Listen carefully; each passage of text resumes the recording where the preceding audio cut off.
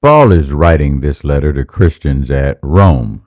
The Roman Church was diverse, comprised of Jewish converts and Gentile Christians. Now, when we speak of a church in Rome, don't think of some large cathedral or synagogue. These were basically houses or the catacombs, which were a graveyard.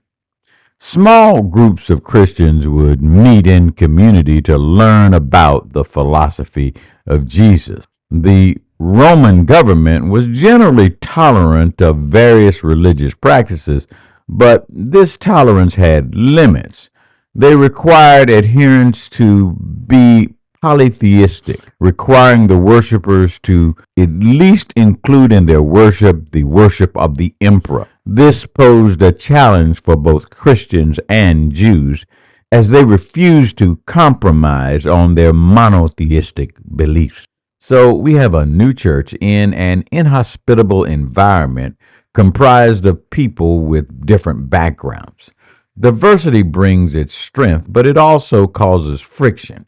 We see here the growing pains of Christianity and the friction that we sometimes see today in the body of Christ, as it is made up of people of different ethnicities, national origin, generational differences, and cultural divides. Jewish believers in the Roman Church believed that their adherence to the law provided them with knowledge of the truth, which they felt obliged them to share with the Gentiles. There was a belief that God showed partiality towards the Jews. They were just a little better.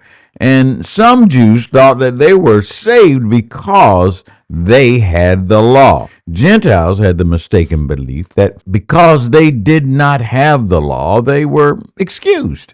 Addressing the Jewish members, Paul discusses the distinction between outward adherence to the law and genuine inward transformation. He highlights that having the law does not automatically justify someone if they don't keep it. Paul confronts the hypocrisy among some who had the law but had not lived according to its principles. Paul's message reminds us that God judges based on both actions and attitudes. It is not enough to claim righteousness through adherence to religious principles or our attendance at church.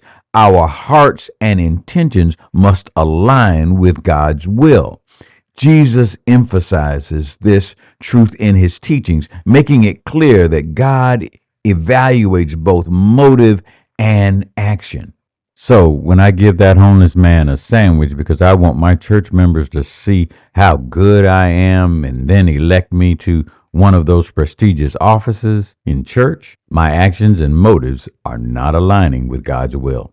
In verse 22, Paul questions those who abhorred idols, yet engaged in dishonest practices connected with idolatry. This reveals the inconsistency between one's professed beliefs and their actions. It prompts us to consider how our behavior may contradict our professed values. The Gentiles sometimes felt that because they didn't have the law, they could plead ignorance. But even without it, our lives and our actions should reflect our love and obedience of God. Paul reminds us here that the name of God can be blasphemed among the Gentiles because of the behavior of those who claim to follow him. Our actions reflect not only on us, but on the reputation of God, who we profess to be a messenger for.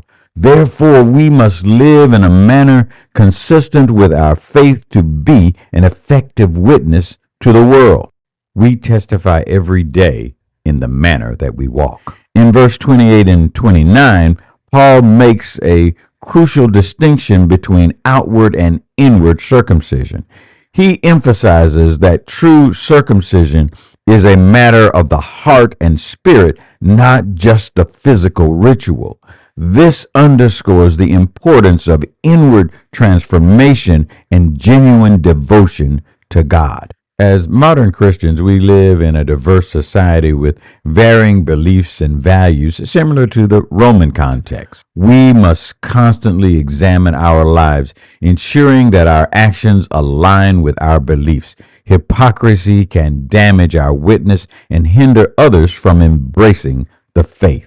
Our actions impact how others perceive God. We should strive to be ambassadors of His love, grace, and truth, bearing in mind that our lives may be the only Bible some people read. True spirituality is not limited to outward rituals, but involves a heart transformed by God's grace. Our faith should result in a genuine change in the character and the desires in our lives so that we are following God's will. Our faith is not a ritualistic obligation. It should lead us to a deeper, heartfelt devotion to God, which shines as a beacon of light, drawing men to Him. That's the lesson for this week. Have a great week. Bye.